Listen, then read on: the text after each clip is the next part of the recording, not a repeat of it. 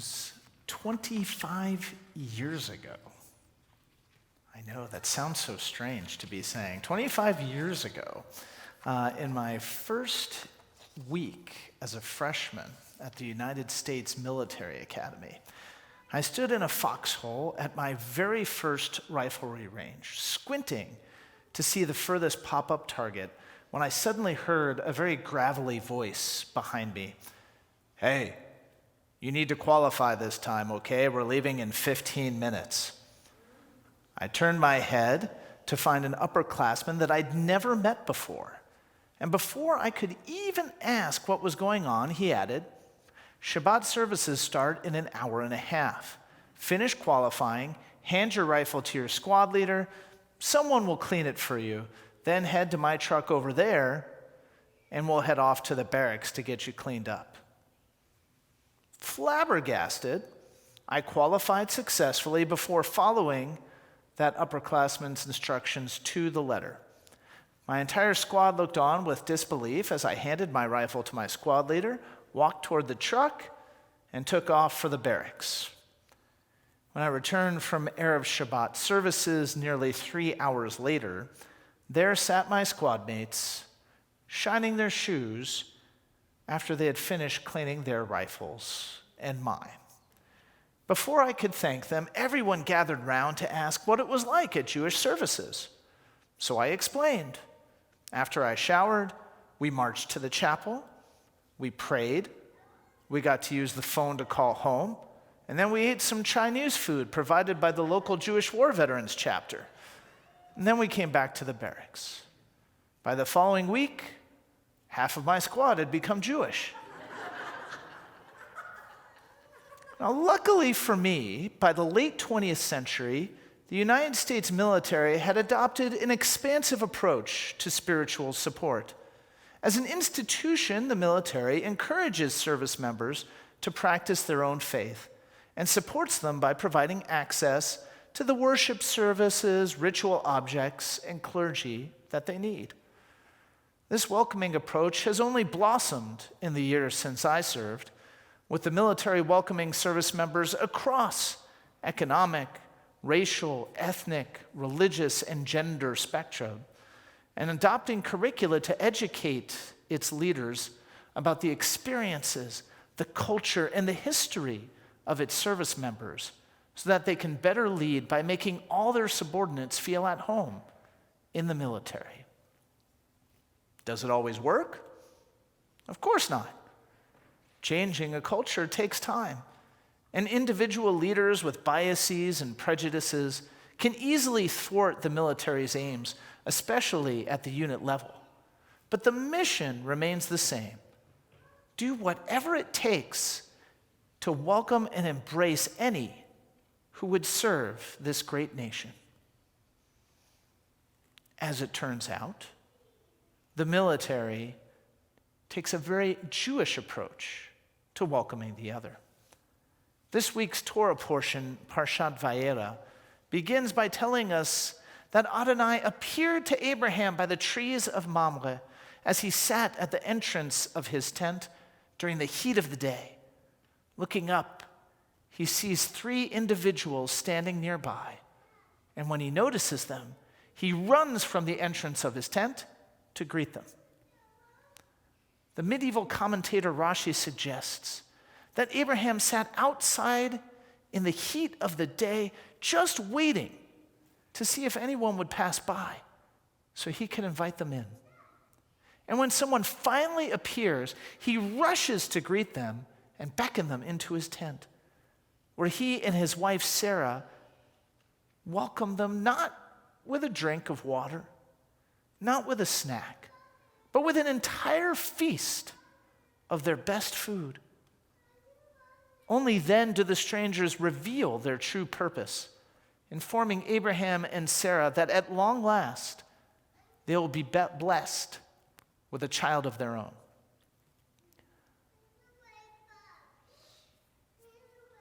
It's okay, sometimes I feel the same way, but you can stay, it's good. Our tradition teaches that Abraham and Sarah should serve as our exemplars. of the mitzvah of hachnasat orchim, of greeting guests. But there's a prerequisite to hachnasat orchim, illustrated so beautifully in this tale, when Abraham chooses to sit in the heat of the day outside his tent. Because if we truly wish to welcome those we don't know, then we must learn to get outside our comfort zone. Abraham doesn't have to sit outside in the heat. He chooses to leave the comfort of his tent so he can see and welcome others. We have to do the same. Too often we cleave to our physical and ideological confines. And while they offer us comfort, they can prevent us from ever seeing what's outside, from meeting new people, from discovering new backgrounds and cultures, from learning new truths. And so we have to ask ourselves, how often do we actually leave our tents? Later this year, our congregation will join the Greater Zion Church of Los Angeles and Compton. How many of us will make the trip? Early in December, our 7th and 8th graders will take the metro to Skid Row to learn about homelessness in Los Angeles. How many parents will sign their children up? How often do we read about people of other religions, of other genders, of other racial and ethnic backgrounds? How often do we seek them out to learn more about their experiences, to embrace them, and to meet their needs as Abraham does? It's not an easy ask, I know. After all, we build our tents for a reason. They keep us cool when it's warm. They keep us warm when it's cold. They make us feel safe and secure. And there are those who would tell us, with the seductive voice of insularity, that we would be better off to just stay inside, safely tucked away from those outside. But just imagine what would have been if Abraham had done that. Imagine if Abraham chose to sit inside that day. Imagine what we would have lost. No Isaac, no Israel, no Moses or Aaron, no Saul or David, no Hillel or Akiba, no Rashi or Maimonides, no Herzl or Einstein or Heschel or Dylan or Streisand. None of it would happen if he stayed inside the tent. There's a whole world of discovery outside the tent, just waiting for us. And when we get out of our comfort zones, just like Abraham and Sarah, when we rush to embrace the stranger, just like Abraham and Sarah, only then may we be blessed, just like Abraham and Sarah, with something we never dreamed was possible.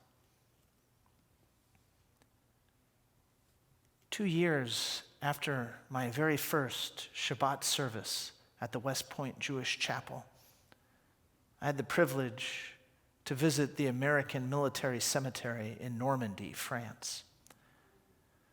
Scanning across the rows of crosses and 6-pointed stars, it quickly became obvious to me why 2 years earlier I had received such a warm welcome from the Army, even as a young Jewish man from the middle of nowhere in Pennsylvania. Because in that field in Normandy lie Jews right alongside Christians, generals alongside privates, rich alongside poor, black alongside white. In the cemetery at Normandy, there's no discrimination. There's no prejudice. There's no hatred. There's only sacrifice, born from a shared love of country. And if we wish to honor that sacrifice, if we wish to honor those who wore the uniform of our nation, then we must dedicate ourselves to the right of all Americans, regardless of religion, or of race, or of ethnicity, or of wealth, or of gender, to enjoy the democracy for which our veterans have sacrificed. If we wish to honor those who wore the uniform of this nation, then we must follow the example of Abraham and Sarah and leave our tents behind to embrace all those we may find. May this be the way in which we thank our veterans on this Shabbat and on all the Shabbatot to come.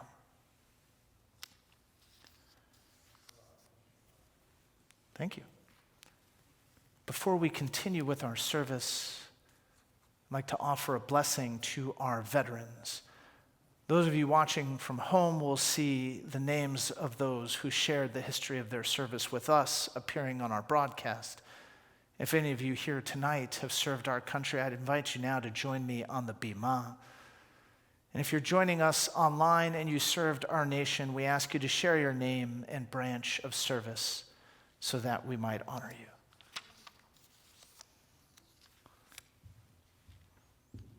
It's just you and me, huh? That's it. Here tonight.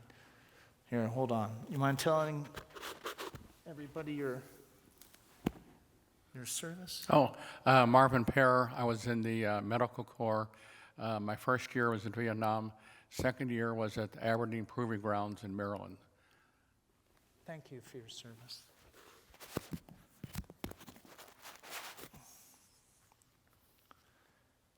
Source of compassion and strength, grant your blessing to those who, moved by the knowledge that all are created equal before you, dedicated their lives to the defense of this nation and its freedoms. Bestow healing upon wounded warriors, peace upon troubled souls, and companionship upon lonely hearts, permitting the legacy of their selflessness to fill their lives with abundant joy and meaning. Teach us to commemorate their enduring commitment to duty, honor, and country with reverence and gratitude among our citizens from generation to generation. May their love for peace and their valor in war inspire us to build a nation in which all may safely drink from the chalice of freedom and repose. Help us to reward their sacrifice with a nation united and dedicated to freedom, to equality, to dignity, and to justice for all. And together we say, Amen. Thank you, Marvin.